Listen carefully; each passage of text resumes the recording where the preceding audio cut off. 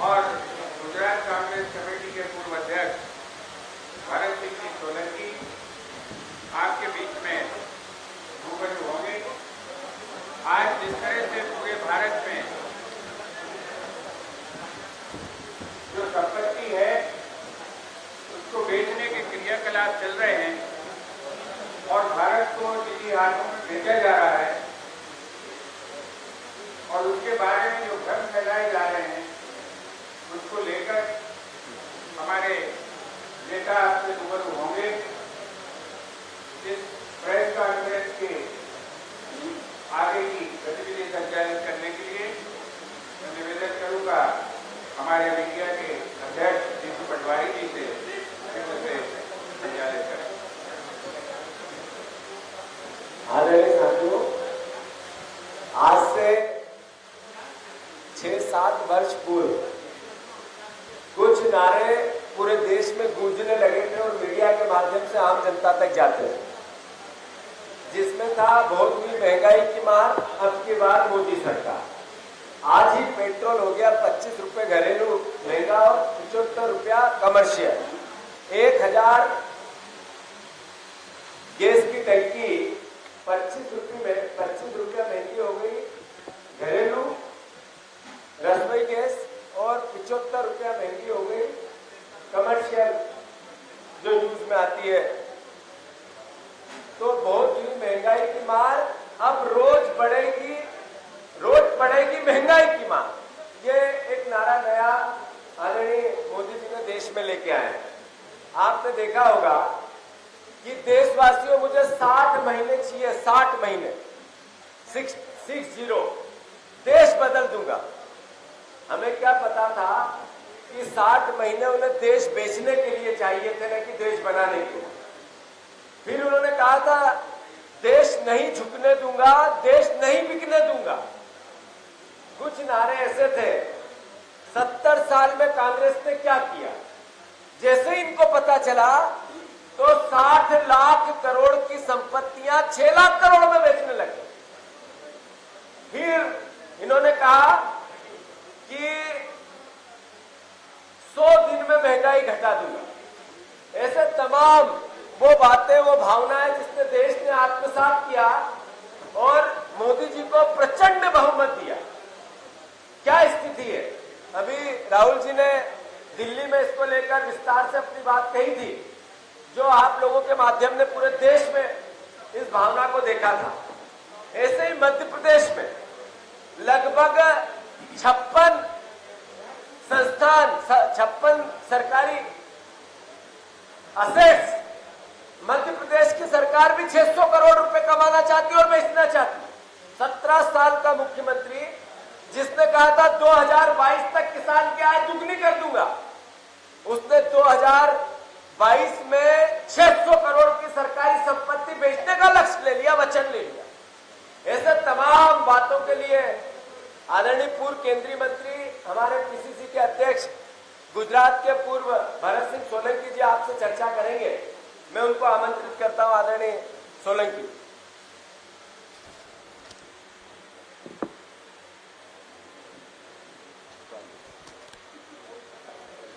हमारे साथी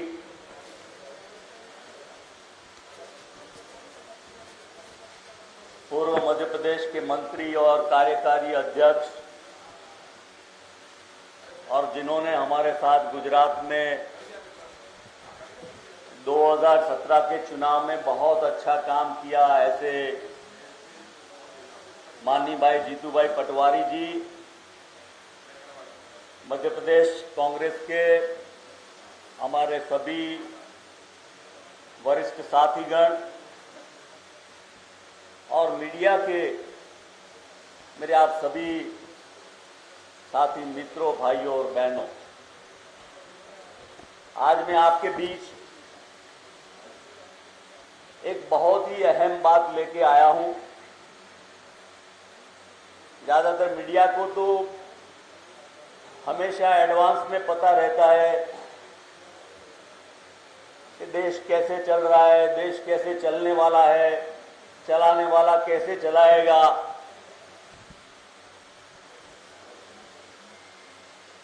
पर जो सत्ता हासिल करता है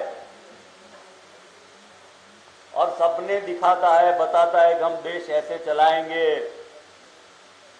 अच्छे दिन आएंगे, जैसा जीतू भाई ने कहा कि मुझे 60 महीने दो, मैं ये देश बदल दूंगा, और नई नई इकोनॉमिक बातें, आज के समय में जिसका असर पूरे देश के 138 करोड़ लोगों पर असर होता है, सीधा असर होता है, और साथ में ये भी चैलेंज दी कि अगर मैं नहीं कर पाया, नहीं रोक पाया और ऐसा कुछ हो जाए तो मुझे चौराहे पे सूली पर चढ़ा देना। इतनी बड़ी बड़ी बातें न पहले हमने कभी सुनी, न किसी ने ऐसी कही। पर आज हम देख रहे हैं 2021 में पूरे विश्व में जो हालात हमारे देश के हुए हैं, कठिन समस्याएं, चैलेंजेस तो हिंदुस्तान के सामने बहुत बार आई। आजादी के बाद हमने 2008 में भी देखा था कि पूरे विश्व में एक बहुत मुश्किल का सबको इकोनॉमिक सामना करना पड़ रहा था, क्राइसिस आई थी। तब भी हमारी नेता यूपीए की चेयरपर्सन सोनिया गांधी और हमारे अर्थशास्त्री विद्वान प्रधानमंत्री डॉक्टर मनमोहन सिंह जी ने उस जमाने में 2008 में भी इस देश को आर्थिक संकट से बचाया था। पूरे विश्व की काफी बैंकें, चाहे जर्मनी हो, इंग्लैंड हो, यूएसए हो, वो खत्म हो गई। उसके बावजूद ये देश के लोगों का समर्थन लेके, व्यापारियों का समर्थन लेके, किसानों का समर्थन लेके हमारी कांग्रेस पार्टी ने, यूपीए सरकार ने, सोनिया जी ने, डॉक्टर मनमोहन सिंह जी ने इस देश की अर्थव्यवस्था को बचाए रखा। जो बैंकों का राष्ट्रीयकरण इंदिरा जी ने किया था, वो हमारी सभी बैंकें सलामत रही, हमारी अर्थव्यवस्था को हम बचा पाए। उस समय से जाते जाते कांग्रेस पर बड़े झूठे इल्जाम लगाकर, करप्शन और बहुत सारी बातों को लगाकर लोगों को भड़काया गया एक के बाद एक। जैसा कहा जाता है कि वो बकरी के बच्चे को कुत्ता बता बता के देश की जो जनता है उसको गुमराह किया गया, सत्ता हासिल की, सत्ता मिली, सब चाहते थे अच्छा काम करे, अच्छे दिन आए, देश आगे बढ़े, क्या ट्रिलियन इकोनॉमी ले जाएंगे, ऐसी बात वो कर रहे थे। पर हमने ये समय में देखा क्या कि धीरे धीरे धीरे शुरू करके डीमोनेटाइजेशन, जीएसटी से लेके, पहले विरोध करते थे, वो फिर खुद ले आए और ये कहा कि ये करने से ये देश में आतंकवाद को रोकेंगे, काले धन को रोकेंगे, इस देश को अच्छा करेंगे, एक सुदृढ़ और पारदर्शक एक वहीवट देंगे, ट्रांसपेरेंसी देंगे और देश को आगे ले जाएंगे, इस देश को सोने की चिड़िया बना देंगे। ऐसी बातें ये लोग करते आए। अब किया, उसके बाद आपने क्या देखा?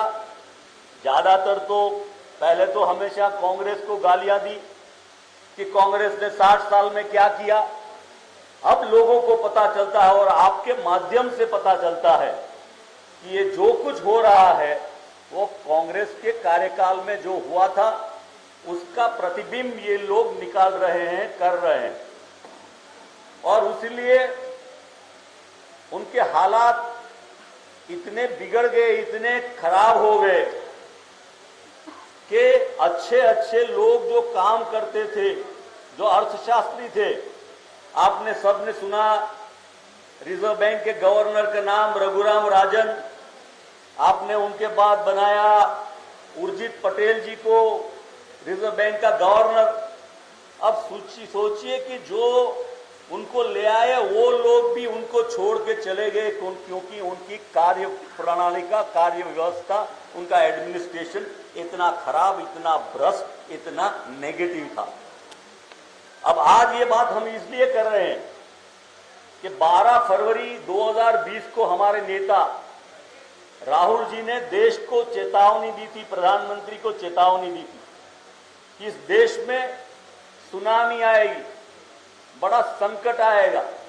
और ये संकट के बारे में जब वो कह रहे थे तो हम ये सोच रहे थे कि सब लोग और मीडिया में भी ये लग रहा था कि कैसे होगा, क्या होगा। पर हमने देखा कि कोरोना की बात आई और कोरोना के साथ साथ अर्थव्यवस्था भी इतनी गिरने लगी। उन्होंने एनालिसिस इकोनॉमी का बदल दिया, जीडीपी बढ़ रहा है बातें करने लगे। पर बढ़ क्या रहा था? जीडीपी का मतलब तो कि गैस, डीजल और पेट्रोल, उसके प्राइस बढ़ रहे थे। और उसी तरह जैसा राहुल जी ने कहा कि अर्थतंत्र खत्म हो रहा, सब बेचने लगे। शुरुआत तो हुई थी उनके जमाने में, अटल बिहारी वाजपेयी जी के जमाने में क्या हुआ था मैं बता रहा हूं अभी आपको धीरे से। पर मुख्य बात यह है कि मोनेटाइजेशन की जो बात है कि ये नया नामांकन करके ले आए हैं, डिसइन्वेस्टमेंट नहीं, बेचना नहीं, पर दुनिया को उल्टा चश्मा पहनाने के लिए मोनेटाइजेशन की बात कर रहे हैं। और क्या किया कि प्लानिंग कमीशन को बदल दिया, नीति आयोग कर दिया। अब ये नीति आयोग है या अनीति आयोग है? मेरा मतलब है नीति आयोग तो ठीक है, लेकिन अनीति आयोग बनता है अदानी अंबानी नीति आयोग, तो उनके तरफ से ये काम ये चल रहा है। तो उन्होंने क्या तय किया कि अभी आर्थिक संकट में आ गया देश, ऐसी बात कर रहे हैं, तो वो संकट से बाहर आने के लिए पैसा चाहिए। तो पैसा कहां से लाना है? तो कह रहे हैं कि मोनेटाइजेशन से लाएंगे। और ये नई व्यवस्था, आप सब तो जानते हैं देश के इतिहास को, जब जवाहरलाल नेहरू ने प्रधानमंत्री बन के देश का कार्यभार संभाला, शायद उस जमाने में 2000 करोड़ से ज्यादा वो कभी अंग्रेज हमको दे के नहीं गए।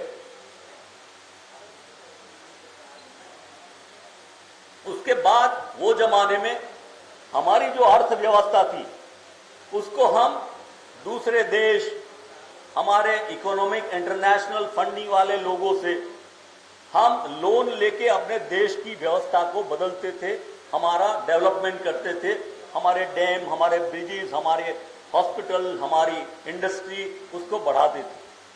और हम सब जानते हैं कि उस जमाने में वो काम जो शुरू हुआ और तेजी से आगे बढ़ा और देश की जनता ने जवाहरलाल नेहरू कांग्रेस का समर्थन किया, सबने मिलकर देश को बढ़ाया। और जिस देश में कुछ नहीं बनता था वहां हम बहुत कुछ बना सके। मेरा कहना ये काम है कि कांग्रेस ने इस देश में छोटे छोटे गांव में स्कूल बनाया, पंचायत घर बनाया, पानी की टंकी बनाई, रोड रास्ता बनाया, सब बनाया। और वो बना के वो गांव की जनता को समर्पित करके वो गांव की जनता को मालिक बनाया। ऐसे पूरे देश को कांग्रेस ने, जवाहरलाल नेहरू ने और उसके बाद इंदिरा जी ने, राजीव जी ने, नरसिंह राव जी ने और बहुत सारे हमारे प्रधानमंत्रियों ने इस देश को मजबूत किया और काफी मिलकतें बना के इस देश की जनता को दी, जनता को मालिक बनाया। अब जैसे ही ये सत्ता में आए ये लोग, इन्होंने क्या काम किया? कहते तो ये है कि कांग्रेस ने 60 साल में नहीं किया, तो अभी जो ये कर रहे हैं मोनेटाइजेशन, उसका मतलब क्या हो रहा है? मतलब जो भी बचा है 60 लाख करोड़ की मिलकतें, हमारी उतनी प्रॉपर्टीज, एस्टेट जो भी है, उसको सिर्फ 6 लाख करोड़ में, मुझे समझ में नहीं आता है कि इतने छोटे अमाउंट में वो क्या करना चाहते। और वो 4 साल के लिए, वो आप सब तो मेरी ये बातों को जानते ही है। मैं आपसे पूछना और जानना ये चाहता हूं कि ये आप 4 साल में कैसे इसको रिटर्न करेंगे। और मसला तो ये है कि आज 2021 हो गई, 2024 में पार्लियामेंट का चुनाव आ रहा है। ये भारतीय जनता पार्टी हमेशा चुनावी बात लेके ही राजनीति करती है, चाहे ध्रुवीकरण की बात करती हो, चाहे भारत पाकिस्तान की बात करती हो, चाहे राम मंदिर की बात करती हो, चाहे कोई भी मसला हो, वो अपने चुनाव जीतने के लिए ही ये सब बातें करते हैं। तो ये बात मोनेटाइजेशन की, देश की जनता को बचाने के, उसकी आर्थिक स्थिति को बदलने के लिए नहीं है। अगर ये चाहते भाई बीजेपी वाले, प्रधानमंत्री नरेंद्र भाई मोदी या उनकी टीम या उनकी कैबिनेट, तो वो ये सोचते कि इस देश की जनता को कोरोना में कितना सफर करना पड़ा, उसके लिए दवाइयां, बेड, वेंटिलेटर, ऑक्सीजन और उसके बाद वैक्सीनेशन के लिए क्या करना, उसकी चिंता के लिए उनके पास ज्यादा समय नहीं है। पर उनको क्या समय है कि इस देश की जो प्रॉपर्टी है, जो हमारी रियल एस्टेट है, जो कि कांग्रेस के समय में बनी है, उसको कैसे बेच के, गिरवी रख के, दे के, लोन पर, लीज पर करके और वो पैसा आए। अब वो पैसे का क्या होगा? तो ये कह रहे हैं कि ये कुछ लोग, उनके जो चहीते हैं, उनके पास जाएगा, वो प्रोसेस में लगाएंगे, फिर अर्निंग करेंगे, फिर रिटर्न करेंगे। तो पहले का क्या अनुभव हुआ? काफी पैसा हमारे इन्हीं बड़े बड़े लोगों को दिया गया, लोन दिए गए, बहुत कुछ दिया गया। उसके बाद क्या हुआ? एनपीए हुआ, एनपीए हुआ और उसके बाद क्या हुआ? तो बैड डेब्ट में चले गए। और बैड डेब्ट में जाने के बाद क्या किया ये भारतीय जनता पार्टी और इनके प्रधानमंत्री ने? इनको राइट ऑफ कर दिया। पहली बार ऐसा अनुभव इस देश को हुआ कि देश का प्रधानमंत्री बैंकों के चेयरमैन को इकट्ठा करके बुला के किसी एक इंडस्ट्रियलिस्ट के लिए वो मीटिंग बुलाए और उसको हेल्प सपोर्ट करने की बात करे। आपने देखा कि कांग्रेस की सरकारों ने ट्रांसपेरेंसी से सबके लिए डेवलपमेंट कैसे हो वो काम किया था। हमारे गुजरात में एक कहावत है, बड़ी सिंपल सी कहावत है, वो गुजराती में कहूं फिर बताऊं कि जेनो राजा व्यापारी यानी प्रजा भिखारी। जिसका राजा व्यापार करने लगे तो उसकी जनता को भीख मांगनी पड़ती है। वो हालात आज इस देश के हो गए हैं, क्योंकि ये देश का प्रधानमंत्री अब खुद व्यापारी हो गया। अब मान लीजिए कि 6 लाख करोड़ की बात 60 लाख करोड़ की हमारी रियल एस्टेट के बारे में है। बहुत सारी बात कहते हैं कागज पर हमारा रहेगा, वो तो खाली व्यवस्था को संभालेंगे, पर इसमें दो तरफ की भ्रष्टाचार है। दो तरफ का क्या? तो पहले तो अंडर वैल्यू करते हैं, ये वैल्यूएशन कौन करेगा, इसकी क्या कीमत है, क्या पैसे लगेंगे, क्या लागत आई होगी, कैसा होगा, तो वो तय वो करते हैं। और उसके बाद ये गिने चुने हमारे जो मूड़ीपति है, इंडस्ट्रियलिस्ट है, उनको ये देते हैं। उनको देने के बाद कितना वो ले जाते हैं और उसके पास जो अंडरहैंड जो पैसा मिलता है वो कौन ले जाती है? वो बीजेपी ले जाती है, बीजेपी के नेता ले जाते हैं, उनकी पार्टी फंड के लिए ले जाते हैं, पूरा पैसा साइफन हो जाता है। अब ये बनी किसके हालात से?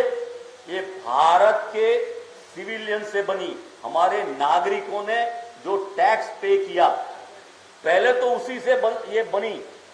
अब उसको फिर रीलोन करें, रिलीज करें, तो जनता को वो प्रोसेस में फिर से टैक्स देना पड़ेगा, सर्विस के लिए पैसा देना पड़ेगा, हमेशा पैसा खर्चते रहो, खर्चते रहो, खर्चते रहो।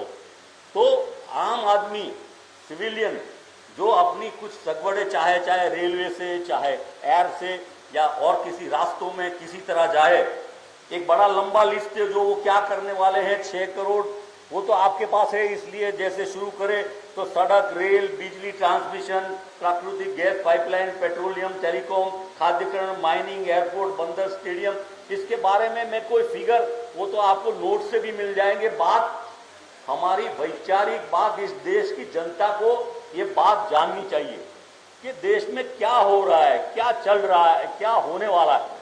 क्या अंग्रेज के समय में जब ब्रिटिशर रूल करते थे तब हालात थे, और आज 2021 या 2022 में क्या हमारे हालात बदल रहे हैं, अच्छे हो रहे हैं, या वो उस अंग्रेज के जमाने से भी बदतर हो रहे हैं? उस जमाने में शायद कोई टैक्स दिया जाए तो उसके सामने हमें कोई फैसिलिटी या कोई और सुविधाएं मिलती थी कि नहीं, ये बात को हमको सबको देखना है। ये सब कंपनियों से कम 10 लाख नौकरियां चली जाएगी।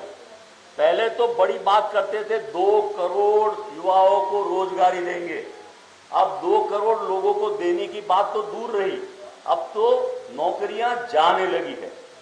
अब ये कहते थे कि आपको सोचिए कि जब आजाद हुआ देश तो पूरी दुनिया का जीडीपी में हिंदुस्तान का जीडीपी खाली 3% था। कांग्रेस ने उसको धीमे धीमे करके बढ़ाया, और पूरा सरकार का फोकस क्या होना चाहिए था, तो कि देश की जनता, सिविलियंस, नागरिक, टैक्स पेयर्स, वो क्या देते हैं, उसकी सुविधा, उसकी गरीबी, उसका लिविंग स्टैंडर्ड, उसकी नॉर्मल जरूरतें, उसका हेल्थ, उसके रेसिडेंस, उसकी बाकी की पढ़ाई, उन सब चीजों पर फोकस होना चाहिए। अब ये सरकार इन बातों पर कोई फोकस नहीं। ऑनलाइन बच्चे पढ़े, क्या पढ़े, तीसरी चौथी चौपड़ी में क्लास में पढ़ने वाले बच्चों को आप मिले, सोचे तो क्या कैसे जी रहे हैं कॉलेज में जाने वाले लड़के लड़कियां, तो उनके लिए कोई समय विचार इनके दिमाग में बिल्कुल है नहीं। 15 अगस्त को वो बड़ी ऐसी दिखा के क्या भाषण करते हैं प्रधानमंत्री, क्या उनका भाषण, क्या उनका स्टाइल, जैसे क्या परोस रहे हैं कि थाली में 36 भोजन तो ऐसे ही आ जाए। पर 3 बार 15 अगस्त को वो कहते थे कि इस देश में 100 लाख करोड़ का पूंजीकरण, इन्वेस्टमेंट इंफ्रास्ट्रक्चर में होगा। अगर 100 लाख करोड़ का इन्वेस्टमेंट, पूंजीकरण अगर देश में होता है तो हिंदुस्तान विश्व की 1 नंबर की, फर्स्ट नंबर की इकोनॉमी हो सकती है। हमने देखा है डॉक्टर मनमोहन सिंह जी के टाइम में, हमने देखा है नरसिंह राव जी के टाइम में, हमने देखा है राजीव जी के टाइम में, और वो टाइम में हमने देखा है देश के अर्थतंत्र को, देश के नाम को आगे बढ़ते, उसके गौरव के, उसके सम्मान के। अब तो सब दुनिया में बोल रहे हैं कि ये प्रधानमंत्री जैसा झूठा प्रधानमंत्री विश्व के कोई देश में नहीं हो सकता। ऐसे हालात को हो गए। तो इसको देखते हम, और ये क्या कर रहे हैं, नेशनलाइजेशन ऑफ लॉस, जो लॉस हुआ है उसको नेशनलाइज कर रहे हैं, और प्राइवेटाइजेशन ऑफ प्रॉफिट, मतलब प्रॉफिट क्या जाएगा तो प्राइवेट सेक्टर में, लॉस कहां जाएगा तो नेशनलाइजेशन में। तो ये कैसी गवर्नमेंट है? हमारे बंधारण में, कॉन्स्टिट्यूशन में लिखा है government for the people, by the people, of the people. तो ये तो गवर्नमेंट किसकी है, तो गवर्नमेंट सिर्फ पूंजीपतियों की, मूढ़ीपतियों की है। तो इसके बारे में हमें देखना है कि ये क्या कर पाएंगे। जो 100 लाख करोड़ में से अगर 6 लाख करोड़ का ही ये कर सके तो 94 लाख करोड़ के बारे में क्या बात करते हैं? 3 साल से वही बात वो करते आ रहे हैं, वो कर नहीं पाएंगे। उसी तरह इनकी वजह से हमारे फार्मर्स वो खत्म हो जाएंगे, क्योंकि वो कॉरपोरेट को सब देना चाहते हैं और कॉरपोरेट में खेती को ले जाएंगे। और किसानों ने आवाज उठाई तो उनके खिलाफ जैसे ब्रूटल हिटलर की तरह ऑटोक्रेटिक तरीके से काम लिया गया। और इसलिए हमारा ये कहना है कि राहुल जी ने जिस तरह से वो प्रेस की चिदंबरम जी के साथ, हम पूरे देश में इस बात को हमारे सिविलियंस, टैक्स पेयर, हमारे जो नागरिक है उसके पास ले जाना चाहते हैं कि ये देश में, आजादी के देश में, गांधी सरदार नेहरू के देश में ये कैसी सरकारें चल रही है। इसका आज असर तो पड़ेगा ही पड़ेगा, लेकिन आने वाले कल में इतना बुरा असर पड़ने वाला है कि लोगों का जीना हराम हो जाएगा। आप समझते हैं कि ऐसा जो परिस्थिति हमारे यहाँ हुई है, तो उस परिस्थितियों में देखना है कि 2018-19 में वो कैग का रिपोर्ट आया, उसमें ये कहा गया कि 36,079 करोड़ का मुनाफा हुआ।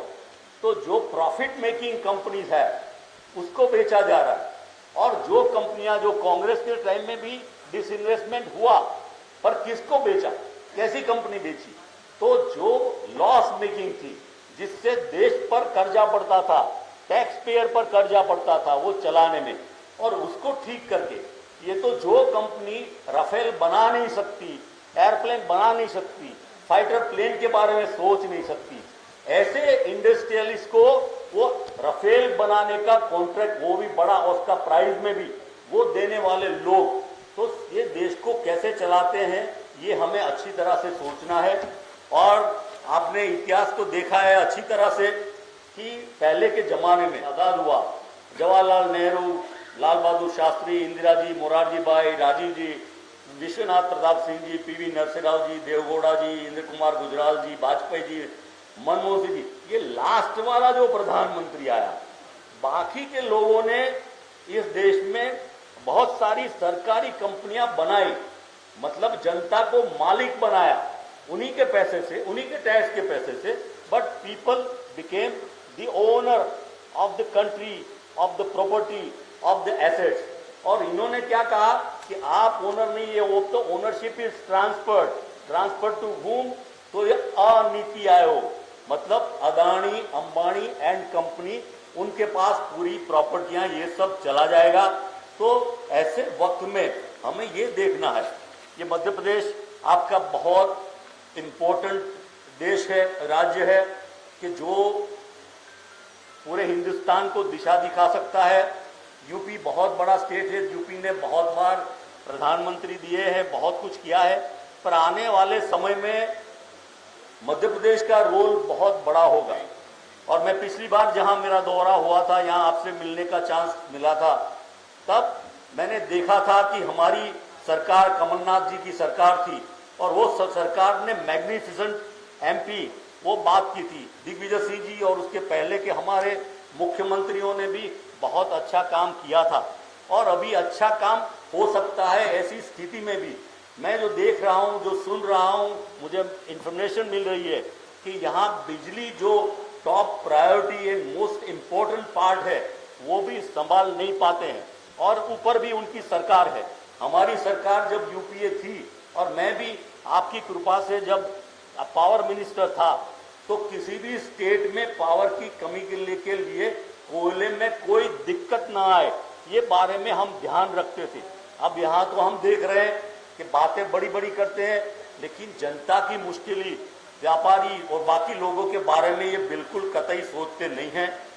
अब मुझे ये आपसे प्रार्थना है और मेरी आपसे गुजारिश है, हम लोग पॉलिटिकल पार्टी, एक्टिविस्ट, आज़ादी के लड़ने वाले, उसके बारे में तो आप जानते हैं, हम करेंगे हमारी लड़ाई, लोगों में जाएंगे और उसको लेके जाएंगे, लेकिन ये हमारी डेमोक्रेसी का जो बहुत पावरफुल स्तंभ है, जो पिलर है, वो आप लोग हैं। तो आपको इसको आगे कैसे बातों को नीचे तक ले जाना और सच्चाई को बाहर लाना है, क्योंकि economic failure ultimately leads to a slavery of the country. वो स्लेवरी में जाएगा, तो इसी वजह से, क्योंकि हमारा कॉन्स्टिट्यूशन, हमारी डेमोक्रेसी, ये सब कमजोर हो जाएगा, और कमजोर होगा तो उसके लिए हम तो जिम्मेदार रहेंगे हमारे क्षतियों के लिए। पर हम आपसे प्रार्थना, रिक्वेस्ट करते हैं कि आप भी इसके बारे में आवाज को उठाए। हम एक छोटी बात आपको बताते हैं कि चाय बेची, वो पूरे देश में जाना, अब इतनी बड़ी प्रॉपर्टियां बेच रही, तो देश की जनता को जानना चाहिए कि नहीं जानना चाहिए? अब ये कौन कर सकता है? तो हमारे से ज्यादा आप लोग भी कर सकते हैं। तो ये करने के लिए मुझे लगता है कि आपका समर्थन हमें दे, और बहुत सारी चीजें अभी करना बाकी है, कि जहां लॉस वाली काफी कंपनियां हैं, कि जैसी कि एयर इंडिया को बेचना है, अभी बेच ही नहीं पा रहे। क्यों नहीं ले रहे? उनको जब किसी उद्योगपति को वो फंड या तो लोन दिलाने के लिए चेयरमैन को इकट्ठा कर सकते हैं, तो उसी उद्योगपतियों को बुला के बिठा के कह नहीं सकते कि भाई आप सब मिलके एयर इंडिया को ले लो, खरीद लो, चलाओ, इस देश की सुविधा में चलाओ। अभी आपने देखा होगा कि रेलवे प्राइवेटाइजेशन की छोटी बात करूं मैं, तो अहमदाबाद से बॉम्बे जाने वाली ट्रेन पहले नॉर्मल जो सुविधा कांग्रेस के शासन में दी गई थी, तो नॉर्मल किराए पर लोग अहमदाबाद से बॉम्बे जाते थे। अभी ये प्राइवेटाइजेशन की बात, ये मोनेटाइजेशन की बात, अब क्या होगा, टोटल कमांड हो जाएगा चंद उद्योगपतियों का, चंद बिजनेसमैनों का, और प्राइस कौन तय करेगा? अब जनता, सिविलियंस, उसको तो अपनी जरूरत के हिसाब से टोल रोड्स, वो आप सब कुछ जानते हैं। तो इस देश में, दुनिया में भी व्यवस्था है, ऐसा नहीं कि दुनिया में ये व्यवस्था नहीं है, लेकिन वहां चोरी चपाटी, भ्रष्टाचार, ये बातें नहीं है। यहाँ क्या होता है कि जो पैसा आता है वो साइफन होके या तो उद्योगपति के पास चला जाता है, या तो ये भारतीय जनता पार्टी जो पॉलिटिकल पार्टी है वो नीचे से चंदा वो करती जाती है।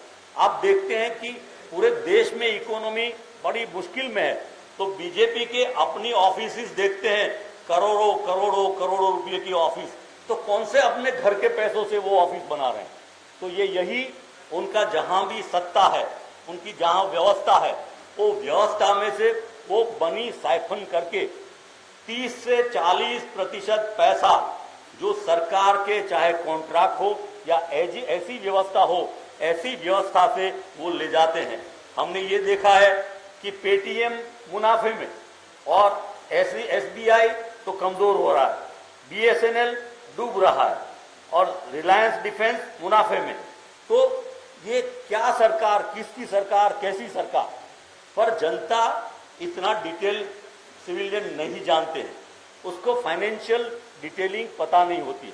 पर ये बताने की, जब अंग्रेज के सामने हम लोगों ने लड़ा, तो अंग्रेज कोई देखने में बुरे नहीं थे, इंटेलिजेंट नहीं हो ऐसा भी नहीं था, उनका एडमिनिस्ट्रेशन तो ऐसा था कि पूरे विश्व में ऐसा कहा जाता था कि उनका जो फ्लैग था, पूरे सूर्य जब तक रहता था, सन जब तक रहता था, तब चलता था।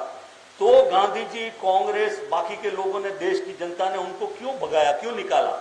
क्योंकि वो इस देश की जनता को गुलाम बनाते थे और इस देश की जनता का शोषण करते थे, एक्सप्लॉइट करते थे। तो वो अंग्रेज गए, पर ये इससे भी बुरे अंग्रेज आए हैं। उसको निकालने में अकेली पॉलिटिकल फ्रेटर्निटी से काम नहीं चलेगा। आपको हमारे जो मीडिया के लोग हैं, हमारे इंटेलेक्चुअल सोसाइटी है, हमारे जो मेहनतकश लोग हैं, हमारे युवा हैं, हमारी महिलाएं हैं, उनको भी ये हमारे देश के हित में, आने वाले बच्चों के भविष्य के हित में जो ऐसा करेगा, तो हमारे देश का युवा क्या कह पाएगा कि उसके पास क्या बचा है, जो सब कुछ बिक जाएगा। तो वो ये नहीं कहेगा कि ये जो अस्क्यामत है, ये प्रॉपर्टी है, ये हमारी मालिक है। लाल किला हम बच्चे थे, देखने जाते थे, तो ये फील होता था कि ये सरकारी है। अब तो उसको भी लीज किया गया, सबको लीज करते गए। फिर वो शायद ऐसा भी करना चाहे कि इस जनता को भी लीज कर दे और जनता को भी लीज पर काम करना पड़े, 2 वक्त की रोटी, सोने की जगह मिले, और बहुत बहुत तो इतना मिले। ये हमारी बात आपसे रखनी थी। आपको ये बातें बनाने का मौका मिला और आपने हमारी बातों को ध्यान से सुना, इसलिए आप सबका बहुत बहुत धन्यवाद। आदरणीय साथियों, पूरी बात का जो सार है कि प्रधानमंत्री ने कहा कि अच्छा व्यापारी देश बेच देंगे, तब पता चला देशवासियों को एक महत्वपूर्ण बात, चाय बेचने की बात तो देश को पता चल गई, पर देश बेचने लगे ये बात भी देश को पता चलना चाहिए। और ये आप लोगों के माध्यम से देश जाने, क्योंकि चाय बेचना भी आप लोगों के माध्यम से ही देश ने जाना था। ये भरत भाई ने आप सबसे निवेदन किया है। उन्होंने कहा 170 कंपनियां, बड़ी और छोटी, सारे अटल बिहारी वाजपेयी समेत पूरे देश के प्रधानमंत्रियों ने बनाई, और नरेंद्र मोदी एकमात्र प्रधानमंत्री ऐसे निकले जिन्होंने 23 कंपनियां सार्वजनिक सेक्टर की बेच दी, एक कंपनी भी नहीं बनाई। ये देश की विडंबना है कि एक चाय बेचने वाले ने देश को पूरे को बेच दिया। ये भावना उन्होंने आप सबसे व्यक्त की। एक एक करके अपने अपने प्रश्न लेंगे तो आराम से सबके प्रश्न आएंगे, एक एक करके। जी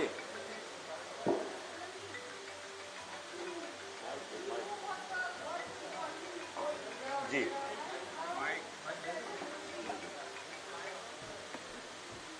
आराम से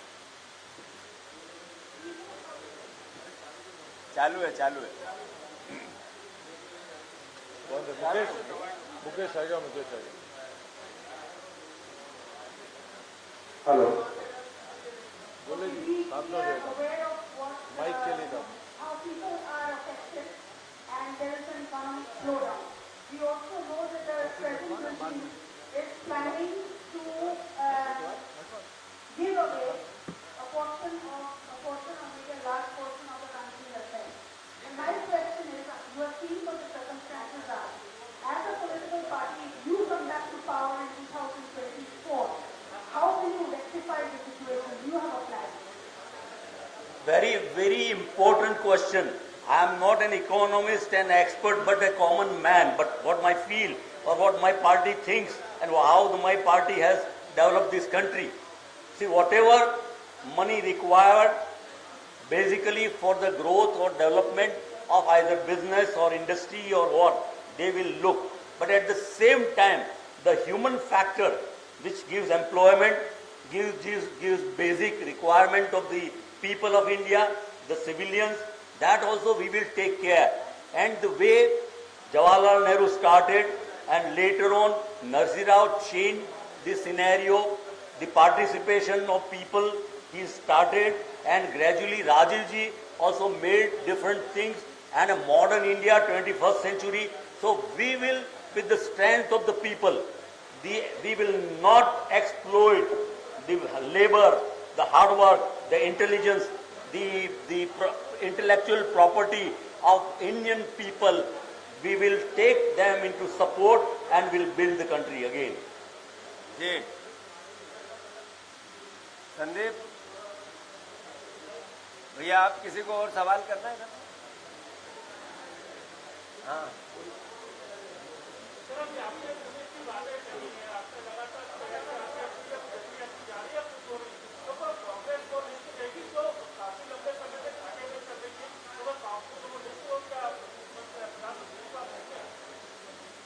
काफी समय से जो कंपनियां घाटे में चल रही है उसके बारे में कांग्रेस पार्टी पार्टिसिपेशन करेगी, वो ध्यान पर लाएगी, ये बात आपकी अच्छी है।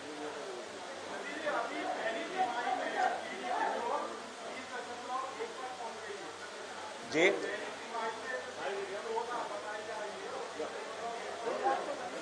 फिर से सवाल क्लियर करो। सीडीपी हाँ जो पहली तिमाही में जीडीपी ग्रोथ है वो 20 से ऊपर बताई जा रही है। 20 देखिए, मैन्युपुलेटिव पॉलिटिक्स करने वाली, झूठ बोलनी, बार बार बोलना, ये है। इसको पूरा स्टडी करके हमारे इकोनॉमिक्स, हमारे जो एक्सपर्ट हैं चिदम्बरम जी से लेके, इसको बार बार खुला करेंगे और बताएंगे कि इन्होंने पूरी मेथोडोलॉजी बदल दी है कि जीडीपी कैसे कैलकुलेट किया जाता है, नामांकन बदलते जाते हैं, जैसे प्लानिंग कमीशन को बदल के नीति आयोग कर दिया, तो वास्तविक जीडीपी तो बहुत डाउन जाता है।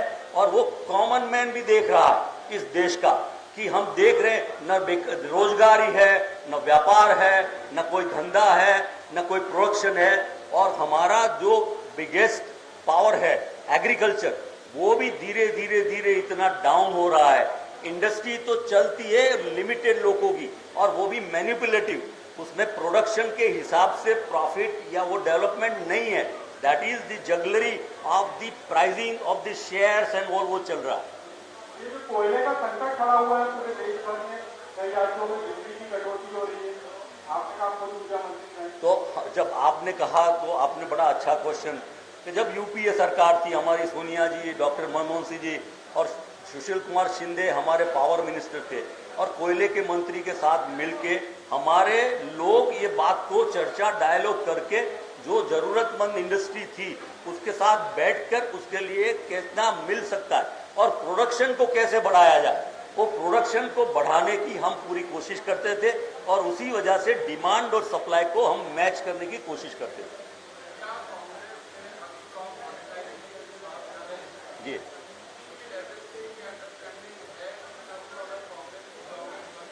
हाँ, देखिए,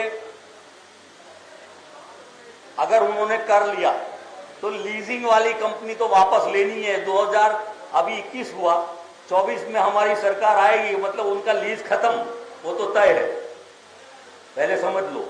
तो मतलब 24 में ही हम तय कर लेंगे, उतना लंबा टाइम नहीं लगेगा। पर 24 के बाद लीजिंग तो खत्म हो ही जाएगी। पर आपने जो कहा कि जो गलत निर्णय है जितने भी, उसको रिवर्स करके main ultimate result in the interest of the country and civilian and tax payer of this country कैसे लिया जाए, इस पर फोकस करेंगे।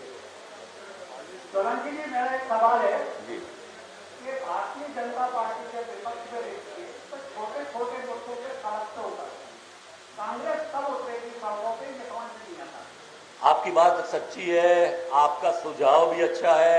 अभी कोरोना और उसकी वजह से थोड़ा और शिथिलता भी पार्टी में थोड़ी आई हुई दिखती है, लेकिन जिस तरह से हमारी लीडरशिप और खास करके सोनिया जी के मार्गदर्शन में राहुल जी, प्रियंका जी और बाकी के हमारे ये नौजवान लोग जैसे कमलनाथ जी के नेतृत्व में, दिग्विजय सिंह जी के नेतृत्व में हमारी पूरी टीम, आप देखिए आने वाले समय में पूरी ताकत से ये निकलेंगे और जोर से करेंगे और उसका पहला रिजल्ट आपको 2022 में गुजरात में मिलेगा, ये बात मैं कहता हूँ आपको।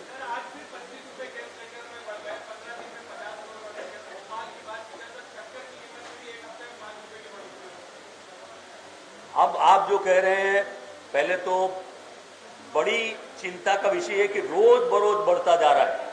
अब जैसा भाई साहब ने कहा कि कांग्रेस पार्टी को क्या प्रोग्राम कैसे करना है, एजुकेशनल, और उसके सामने लड़ाई कैसे लड़नी है, मतलब गली नुक्कड़ बाहर कैसे आना है, तो वो आने के लिए हमारी पूरी पार्टी ऑर्गेनाइज बन के इस बारे में पूरा डिटेल शेड्यूलिंग करके प्रोग्राम बना के निकलने वाली है, ये तय है। हाँ, और कोई है जी? सर, ये मध्य प्रदेश की बात हो रही है, आपने कहा कि देश की बात हो रही है, यहाँ पर सिर्फ उत्तर प्रदेश की है।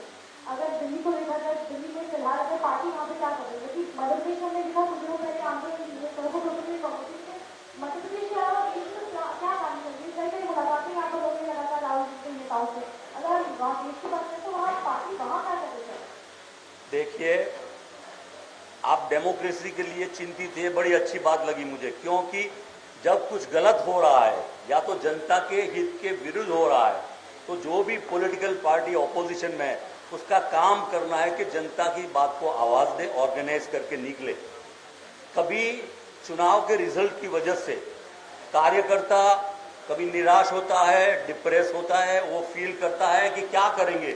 अब उसके साथ साथ ये कोरोना का जो माहौल, जो दौर गुजरा, इससे भी रेगुलेटरी और बाकी सब लोग थोड़े बाहर, पर अब समय हम प्रार्थना करते हैं भगवान को कि तीसरा दौर न आए, और उसके साथ सब मिल के पूरे देश में, और बहुत सारी चीजें आप ये भी लिख रखना, सबको मैं बताता हूं कि ईवीएम में भी घोटाले बहुत है, ऐसी बातें को भी हमको अब लोगों के सामने लाने के लिए वो आवाज भी उठानी पड़ेगी। सर, आंदोलन की पूछूंगी मैं, अगर दिल्ली में यहाँ पे तो कुछ हो रहा है, यहाँ पर दिल्ली में क्या?